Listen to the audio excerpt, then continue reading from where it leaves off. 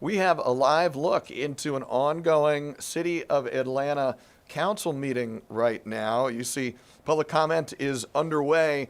We are tracking some developments at this city council meeting. Joining us now, Grace King, who has been following what we're talking about here, and we're talking about the Edgewood task force, the safety task force. Grace, can we maybe start here for people who perhaps are not familiar with what this task force is? Bring us up to speed on where we are. Well, so last summer we saw a mass shooting on July 28th. 10 people were wounded, another died.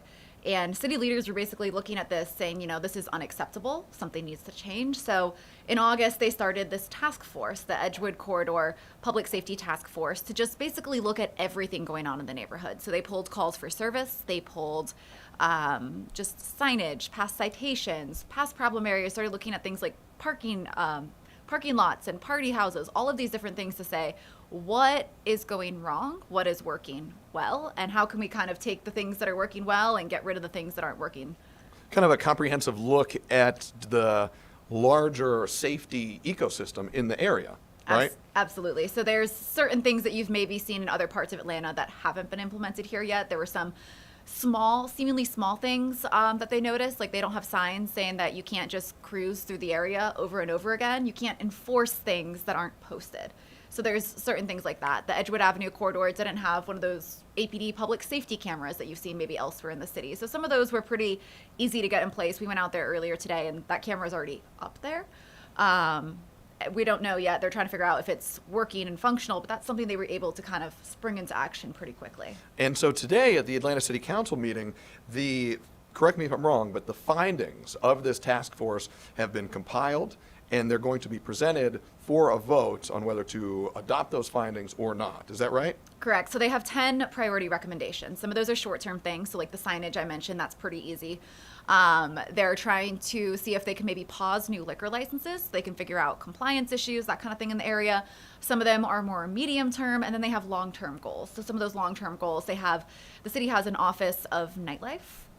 So they might put a satellite office maybe in the Edgewood Avenue corridor. They might put satellite offices elsewhere in the city too, but they're really looking at it in that Edgewood Avenue corridor. Of course, that's something that's not going to happen overnight. That's how it goes on the long-term solution list, but kind of a mix of opportunity. I have two questions on this. The first is at the city council level. Do you have a sense of which way the council is likely to vote on this? It passed unanimously out of the Public Safety and Legal Administration Committee, so almost certainly it'll get passed out of there today. And that vote, again, is set to happen at some point during this Atlanta City Council meeting that we've been monitoring in real time here. Grace, another question. We talked about the city council perspective on this, but I wonder if you have a sense of what residents and business owners in the Edgewood area think about this task force. Well, I think that's the more important part of this conversation. So, of course, the task force has some people from the city on it, but it's really community driven. I spoke with one woman earlier, Dorothy Hurst. She says she and some other community leaders were actually trying to start their own task force, if you will, before the shooting happened. Take a listen to what she told me once that shooting happened. Once the shooting happened, I reached out to the COO of the city and our city council person, and I said, this is more than unpaid volunteers could do. We need a task force. That was on that Monday. Mayor was there on Friday. We had the task force by Monday because it was absolutely necessary. Everyone thinks that the police can fix everything, but they can't. They have a part, but Edgewood needed a holistic, strategic look. You have to sometimes audit neighborhoods, and that's what we needed. The Edgewood Avenue corridor. Dorothy lives not too far from there, but she says everything that happens on Edgewood, it affects Georgia State, it affects the rest of Edgewood, all of those surrounding neighborhoods. Something's not just isolated to one street or one business or that area. It affects the whole community. And she said that's why they were asking all the different community members for their input. She was, again, leading kind of a small, informal task force, and then once this happened, kind of took the charge and put something more formal into place. So obviously from that conversation, Dorothy, I'm sure other folks who feel similarly are excited to see this progress happening at the task force. Did you get a sense from her or maybe some other folks if they think the task force's results will lead to actual tangible change?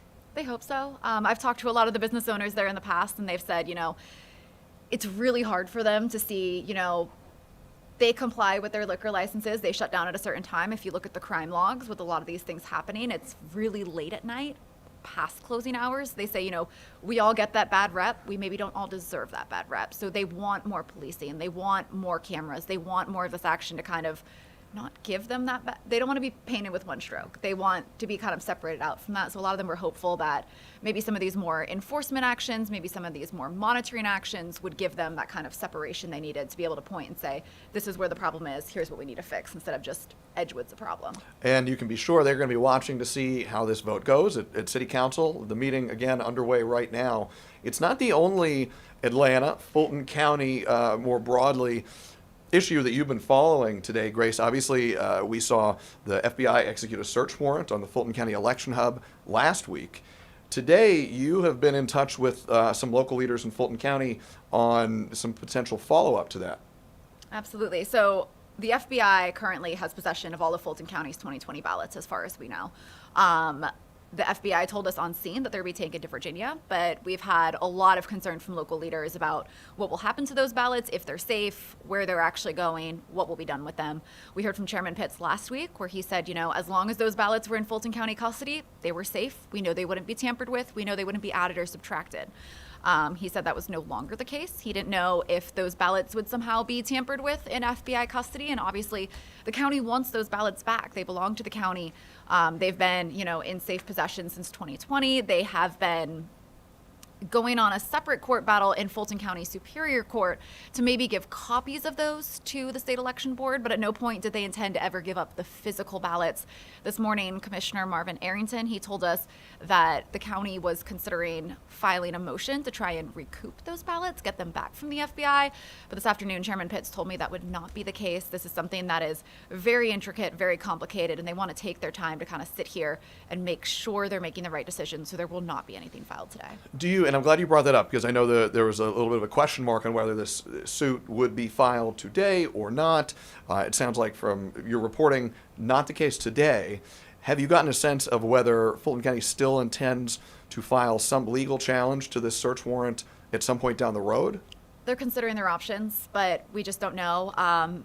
It was going to be just a motion in that sealed court case earlier. There was a lot of questions about Fulton County doesn't know if they're the target of this investigation. They can't access the sealed court case in federal court. They don't know how to, even look and see if this is something into Fulton County, if this is something into a voting system they use. They have no idea. So even filing a motion into a sealed case where they don't know anything about it was going to be kind of complicated. So they're just taking their time, considering all their options and looking at what might be best. You bring up Fulton County Commission Chairman Rob Pitts, who has expressed some real frustration about how this all played out, both in conversations with you and in a conversation with us here on 11 Alive Plus on Friday. We have a little bit of that conversation we had with the chairman on Friday teed up. Let's listen in to what he had to say right now. When there was all of these allegations about wrongdoing, people wanting to come here, Donald Trump wanting to come here, then Representative Marjorie Taylor Greene, and then Representative Mark Gates from Florida, all coming here. I told them to stay the hell out of Fulton County. We know what we're doing here. And I said it then and I say it today, that there has been no wrongdoing. Is there a possibility for an error by one human, two humans? Absolutely. Is there a possibility of some mechanical failures? Absolutely. But some widespread conspiracy, underhanded effort to control an election, it never happened. So reviewing the ballots that were taken by the FBI on Thursday night, they won't find anything unless something happens to those ballots that I'm not aware of. So again, that's Fulton County Commission Chair Rob Pitts expressing some frustration, to say the least, and defending, in his view, Fulton County's conduct, overseeing the 2020 election here in Fulton County. Grace, I know you've been in close contact with the chairman and others in the Fulton County Commission. We're short on time, but any thoughts that you think our audience should know from a sort of macro level on how this is all playing out and where it might go? Well, Fulton County, I mean, Commissioner Pitts, or Chairman Pitts, rather, this is what he texted me earlier. Democracy itself is on the line, and we will take whatever time we need to get it right. And I think that just about sums it up. He was saying, you know, they've counted these ballots time and time again. He strongly believes there is nothing wrong with the way the county handled their 2020 election, but just seeing this whole process unfold the way he put it, democracy is on the line. And that's really, I think, what all county leaders are kind of in agreement. And it's worth pointing out as well, too, this is in the lead up to the May primaries. We are in a midterm election year. Georgia was at the center of a real whirlwind, a tsunami following the 2020 election. And now the same themes are once again playing a big role in the race for governor. Some Senate candidates have been bringing it up as well. So if you live in Georgia and you thought 2020 was in the past, it is going to be, once again, a big issue in this 2026 midterm race. Grace King, thank you very much. Of course. Thanks for having me.